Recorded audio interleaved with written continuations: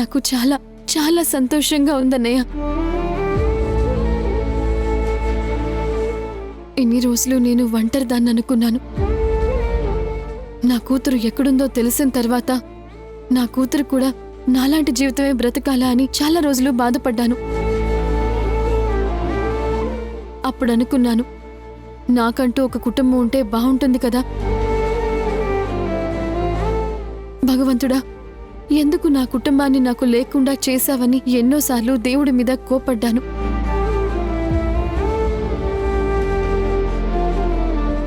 కానీ నేను ఆశ్రయం ఉంటున్న ఇల్లే నా సొంత అన్నయ్య ఇల్లు అని గ్రహించలేకపోయాను. ఇప్పుడు నా కూతురు చెవులు కుట్టించే ఫంక్షన్ నా అన్నయ్య చేతుల మీదుగా జరుగుతుందని చాలా ఆనందంగా ఉందన్నయ్య.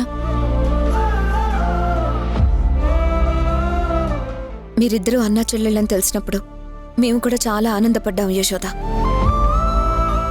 అలాగే పాపకి చెవులు కుట్టించే ఫంక్షన్ మీ అన్నయ్య చేతుల మీదుగా జరుగుతుందంటే మాకు ఆనందమే. కానీ ఎక్కడో మా అందరికీ భయంగా ఉంది. ఆ ఫంక్షన్కి వెళ్తే ఆ ఊర్మిళ ఏం చేస్తుందో ఏమో అని. ఏం కాదులే, నేను చూసుకుంటాను. నువ్వు అనవసరంగా కంగారు పడకు దేవకి. నేను చెప్తే వినే రకం అయితే మీరు కాదు కదా. మీరు చెయ్యాలనుకున్నదే మీరు చేస్తారు, చేయండి. రేపు ఏం జరగాలో, ఏం జరిగితే న్యాయమో పైనున్న ఆ భగవంతుడికి తెలుసు. నువ్వు కంగారు పడకు. సర్లే రండి, అందరం కలిసి భోజనం చేద్దాం. పద.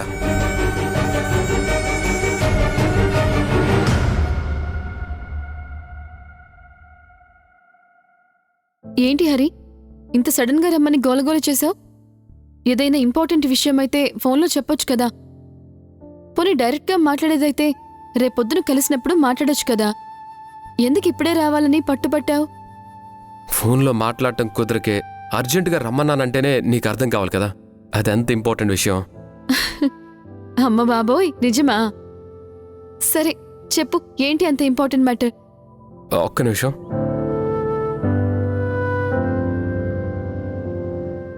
ఏంటది? ఓపెన్ చేయి.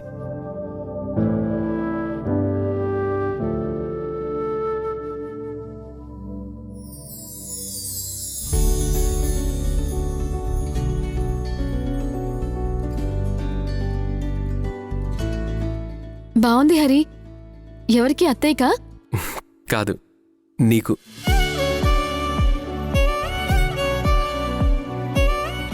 నాకా? అవును. రేపు మన పాపది ఫంక్షన్ ఉంది కదా, ఆ ఫంక్షన్కి ఎప్పట్లాగానే నువ్వు ఇలా చుడీదార్తో వస్తావా? అందుకే మన పాప ఫంక్షన్కి నువ్వు స్పెషల్గా కనిపించాలని నీకోసం నేనే స్వయంగా వెళ్ళి ఈ చీరను కొనుక్కొని వచ్చాను. చీరే ఎందుకు? ఏదైనా డ్రెస్ తీసుకోవచ్చు కదా. నాకు నిన్ను చీరలో చూడడమే చాలా ఇష్టం.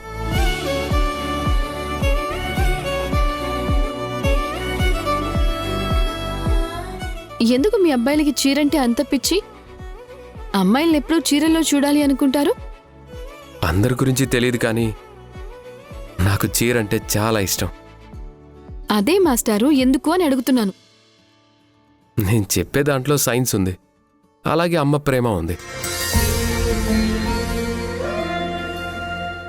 మనం పుట్టగానే మనల్ని ఉయ్యాల్లో వేస్తారు.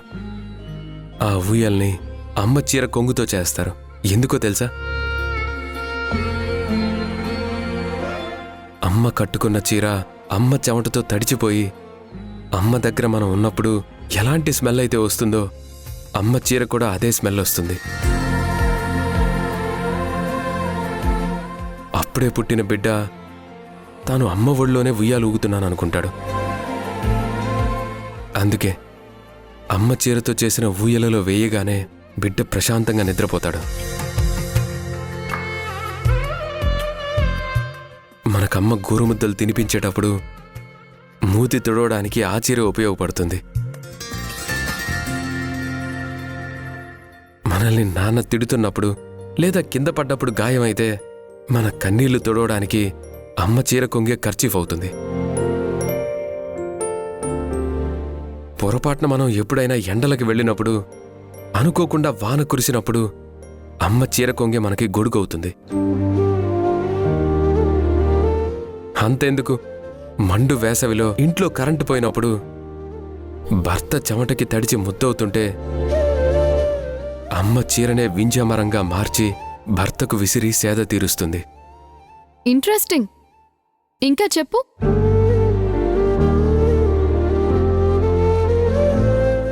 మీరు మడి కట్టుకొని ఎంతో పద్ధతిగా తూచా తప్పకుండా పూజ చేస్తుంటే ఆ దేవుడు దిగిరాడా చెప్పు? పల్లెటూరులో ఆడవాళ్లు ఎంకి కట్టుతో పొలంలో పనిచేస్తూ ఉంటే సిరిలక్ష్మి మురిసిపోయి పంట రూపంలో ఇంటికొచ్చేస్తుంది. అన్నిటికంటే ముఖ్యమైనది, పెళ్ళైన తరువాత మీరు కట్టే జారుకట్టు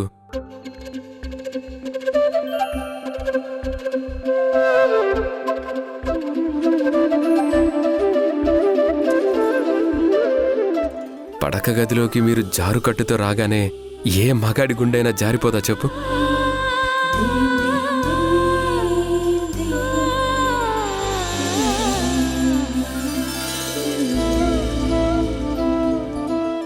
అలాగే మీరు నిండు కట్టుతో రోడ్డు మీద అలా నడుచుకుంటూ వెళ్తే చూసిన వాళ్ళందరూ అమ్మాయి అంటే ఇలా ఉండాలి, భార్య అంటే ఇలా ఉండాలి, అమ్మ అంటే ఇలా ఉండాలనుకొని ఖచ్చితంగా దండం పెట్టి తీరాల్సిందే.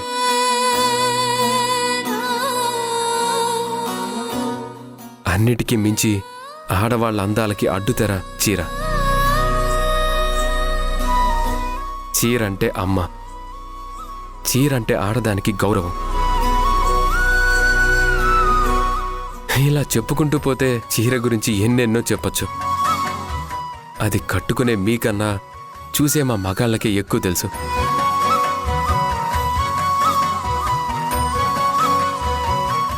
అయినా ఇప్పుడు ఈ చీర టాపిక్లు వద్దులే, అసలే బయట కాంట్రవర్సీలు నడుస్తున్నాయి.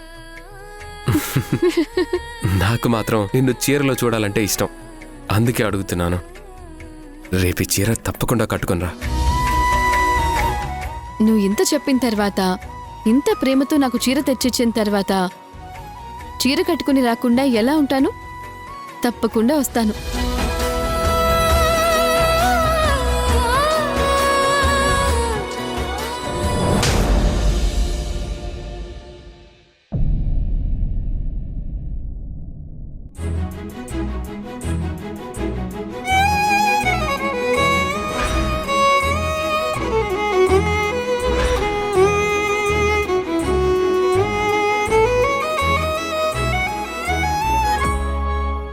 హరి, ఏంటి ఆగిపోయావు? లోపలికెళ్దాం రా.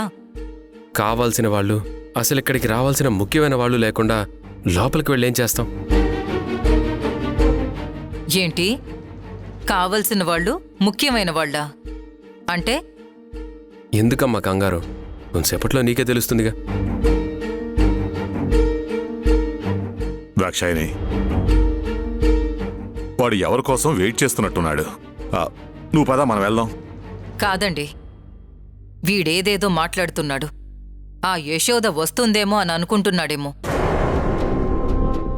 అయినా నా దగ్గర దాని ఆటలు సాగినట్టు ఊర్మిళ దగ్గర సాగవు కదా. ఈ ఇంటికొచ్చేంత ధైర్యం దానికెక్కడుంది?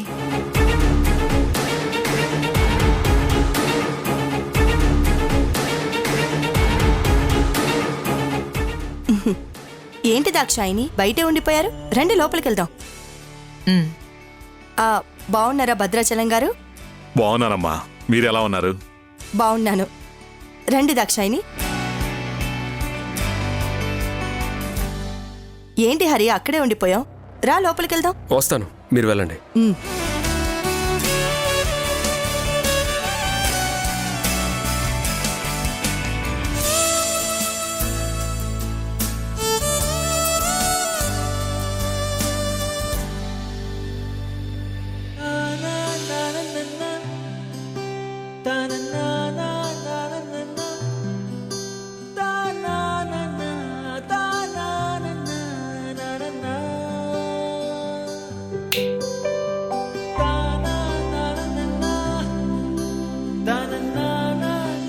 ఏంటి నీరజ, పాపను నీకన్నా ఎక్కువ రెడీ చేస్తున్నావు?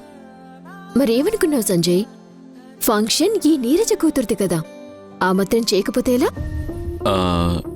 దేవకి రాలేదేంటి నీరజ? నువ్వు పిలవలేదా?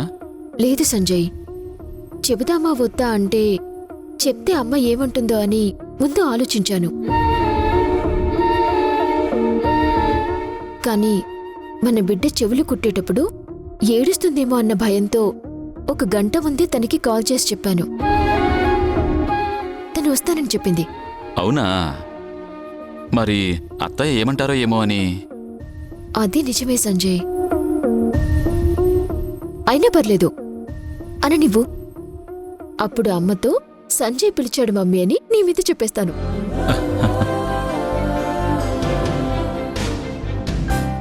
ఇది భలే ఉంది నీరజ. అత్తయ్య ముందు నన్ను ఇరికించేలా ఉన్నావు నువ్వు. ఓ, అయినా నేను వచ్చిన సంగతే మర్చిపోయాను. త్వరగా రా, పంతులు గారు వచ్చేశారు. ఉమ్.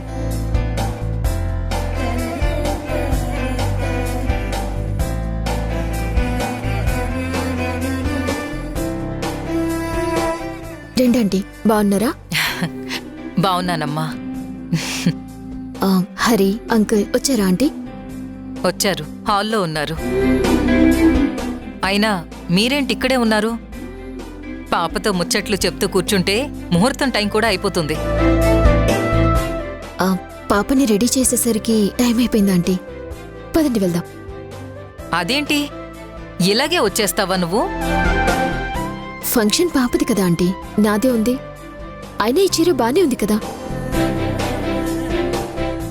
ఎంత మారిపోయావు నీరజ. పాప మీద ఇంత ప్రేమ పెంచుకున్నావు. నిన్ను చూస్తుంటే భయంగా ఉంది.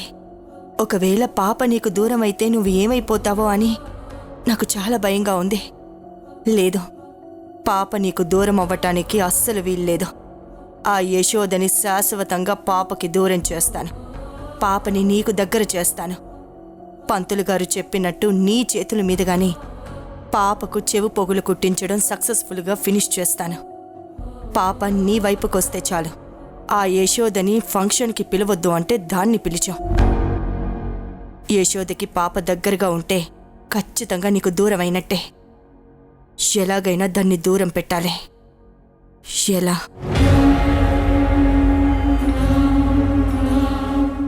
సరిత మేడం. నువ్వు పాపను చూస్తూ ఉండు. నీరజ మేడం రెడీ అయి వస్తుంది. Okay madam. రాధాక్షాయిని, మనం వెళ్దాం. ఉమ్.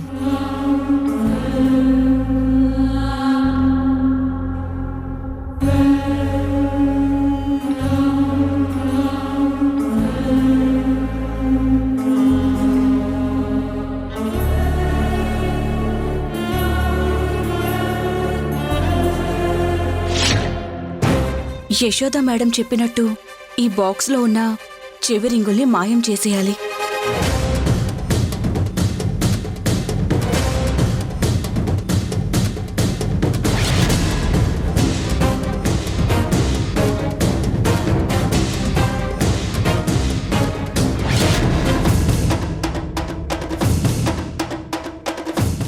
ఏంటి హరి బయటే ఉన్నాడు? యశోద కోసమా?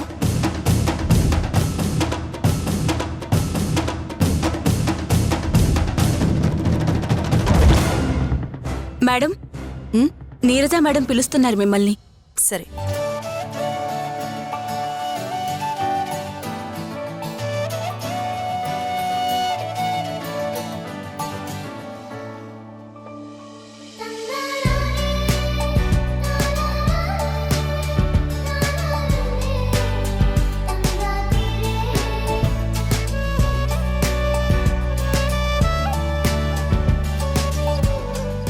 అమ్మా కూర్చోండమ్మా.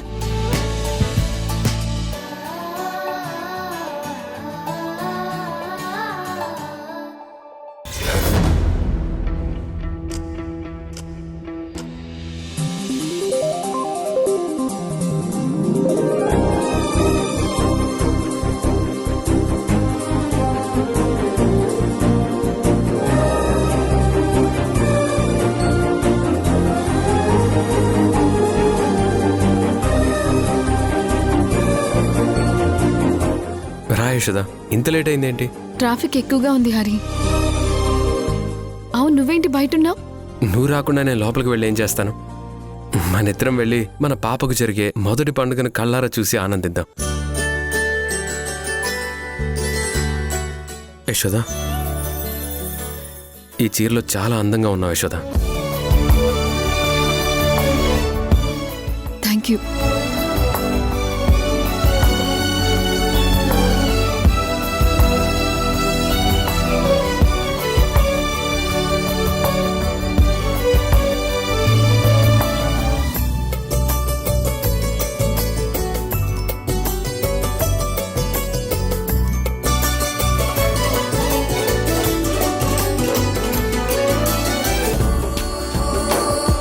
చూడు సంజయ్, ఇప్పటిదాకా ఏడ్చింది, సడన్ గా ఎలా ఏడుపు ఆపేసిందో చూడు.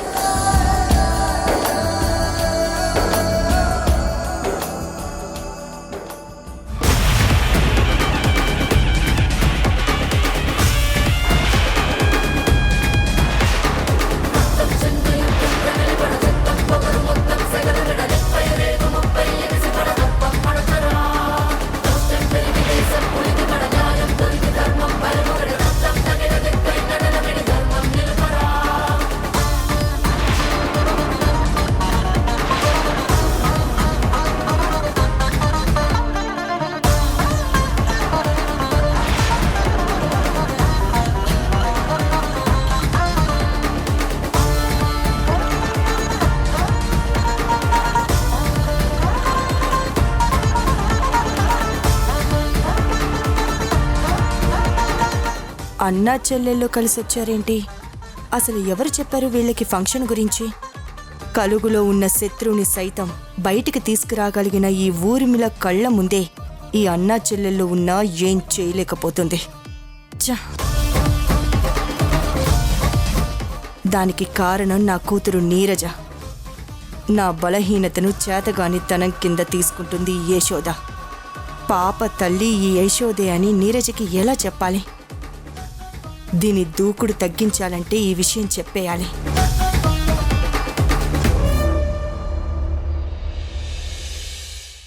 దేవకి, ఎప్పుడొచ్చావు?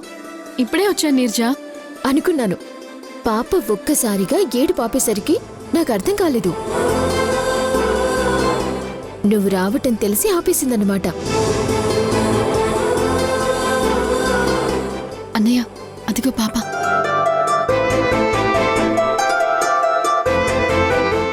ఈయన మా అన్నయ్య. నమస్కారం అండి. అవునా? అంటే మేనమామతోనే చెవులు కుట్టిద్దామని తీసుకొచ్చావా? చాలా హ్యాపీ అక్క.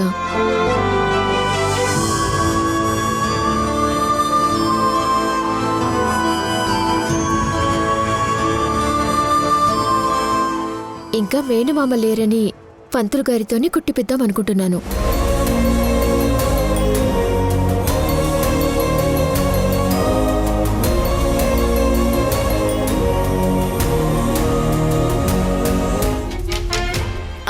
హంసిని, అన్నయ్య ఇదిగో పాపని తీసుకో.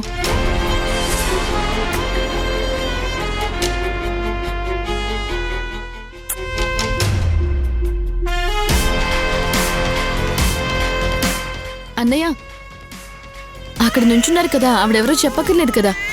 ఊర్మిళ, నీరజ వాళ్ళ అమ్మగారు.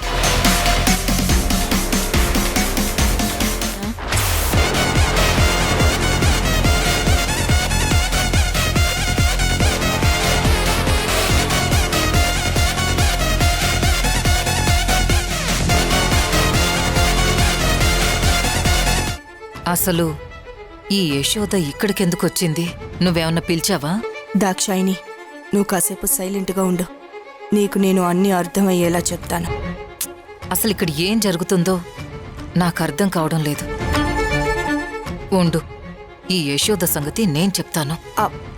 ఆగు దాక్షాయిని, ఈ ఫంక్షన్లో గొడవ జరిగితే నా కూతురు చాలా బాధపడుతుంది. ఫంక్షన్ అయిపోనివ్వు, అప్పుడు ఇద్దరం కలిసి దాని పని పడదాం. సరే.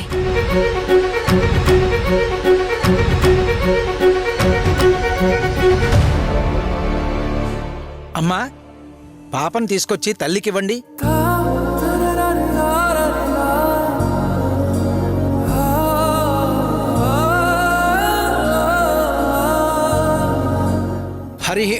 ఓం అపవిత్రపవిత్రో వా సర్వావస్థాంగతోపి వా యస్మరేత్ పుండరీకాక్షం సభాభ్యాంతర శుచి పుండరీకాక్షాయ నమో నమః. ఓం శ్రీమన్మహాగణాధిపతే నమః. మహాలక్ష్మీదేవతాభ్యో నమో నమః. ఓం గణానాం త్వా గణపతికుం హవామహే కవిం కవీనామస్రవస్తమం. అమ్మా చెవి పోగులు ఎక్కడున్నాయమ్మా? ఒక్క నిమిషం పంతులు గారు, నేను తీసుకొస్తాను. ఆ,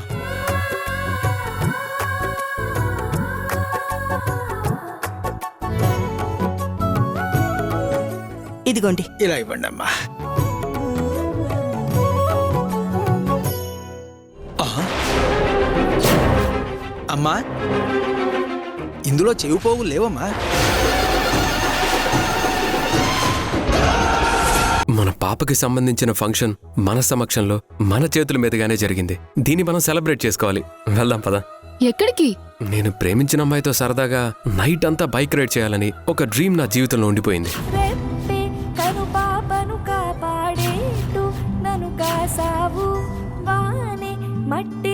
దీని సంగతి ఇలా కాదు, చెప్తాను. నాకు చుట్టూ నువ్వేలా కవచమై నిలిచావెంతలా, ఒక ధైర్యం ఒక సైన్యం